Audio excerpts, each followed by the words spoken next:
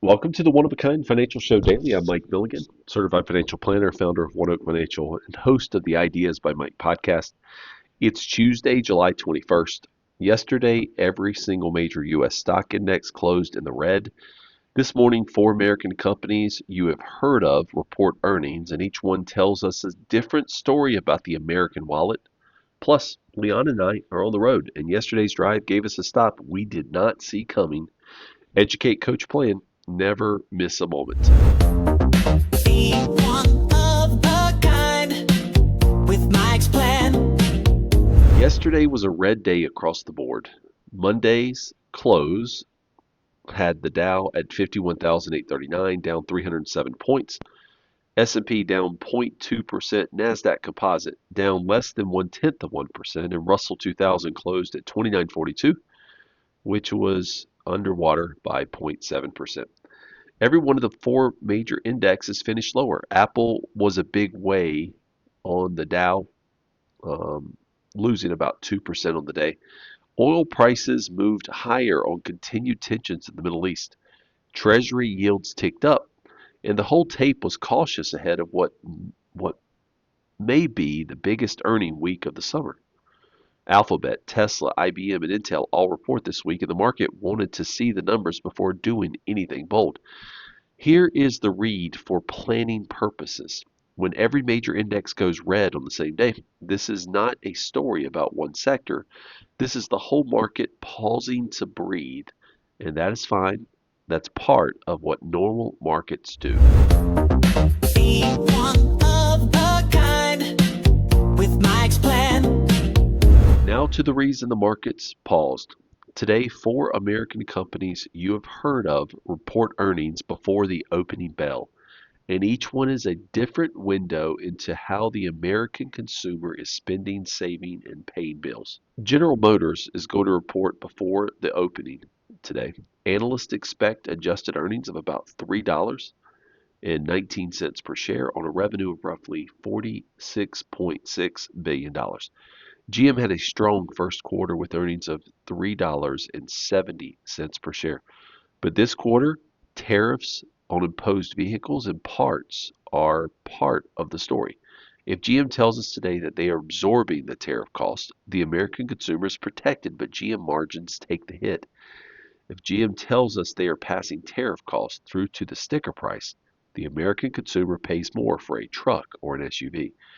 Either way, the read on the American car buyer starts with this report. The next company, 3M, the maker of Scotch tape, Post-it notes, command hooks, and thousands of industrial products. Analysts expect earnings of about $2 per share on revenue of roughly $6.3 billion. Why does 3M matter for the consumer read? Because 3M sits inside almost every category of American life. Hardware stores, office supply stores, hospitals, factory, and home. When 3M reports what the consumers are ordering, this a read on both the American household and the American business. The third company, Coca-Cola. Coke reports today before the opening. Coca-Cola is the classic read on everyday consumer. A $2 transaction that repeats billions of times across America every week. Analysts expect about 79 cents per share on about 12.6 billion in revenue. What we are watching, volume versus price. If people are still drinking more Coke, the consumer is confident. If Coke's revenue is growing only because prices went up while volume stayed flat or fell, the consumer is stretched. Be one of a kind with Mike's plan. Philip Morris. This is the maker of Marlboro International, plus the ZYN nicotine pooch brand that has exploded in the United States. Analyst expects earnings of about $2.14 on revenue near $10.6 billion. ZYN's growth is one of the most watched consumer stories in America. Whether you agree with the product or not, it is a data point on habits, on discretionary spending, and on how the American consumer allocates their small daily budget. Added together, trucks, sticky notes, Coke, and nicotine pouches, that is a scan of the American wallet. This is educational only, not a recommendation for any of them. But by lunch today, the markets will know about how the American household is spending when spending. It's going to know more something today about yesterday on how the American was spending. We're not chasing returns, we're just reading the consumer. Be one of a kind with Mike's plan. Now, on a personal moment, Leon and I yesterday traveled from Park City, Utah, down to Moab, Utah. We were on the road, and what a beautiful drive. There seemed to be some snow-capped peaks in the rearview mirror and in front of us, red rocks on the horizon, and about two-thirds of the way down, we made a stop we did not plan on. Helper, Utah. Never heard of Helper. Well, neither had we. It's a small town of about 2,200 people upon our research, tucked into the mouth of the Prince Canyon, right above the Book Cliffs. This dramatic wall of red and gray sandstone feels like it's going to crash right into the town's main street. Here's what made it worth the stop. Helper was once a coal miner town and railroad town. The name comes from the Helper locomotives that were added to trains to push them up the steep grade of Soldier Summit. In the last 20 years, Helper reinvented itself as an art destination. Main Street is lined with galleries, a coffee shop, and even an 18-foot fiberglass coal miner named Big John who guards the town like a centennial.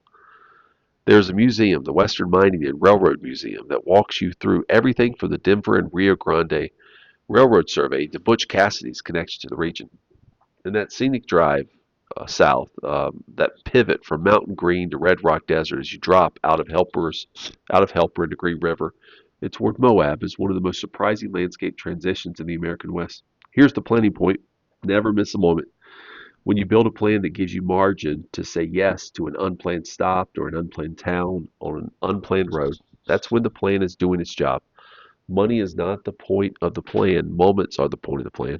Money is what lets you afford the moments.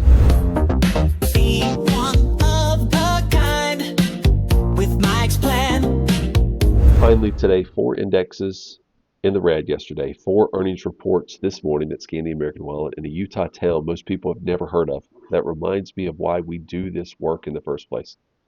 The market will tell us about the American consumer today. Our plan is what tells us about our own family, our own moments, and our own margin to say yes. We're not chasing returns. We're building a one-of-a-kind financial plan for your one-of-a-kind life. We're all learning, folks.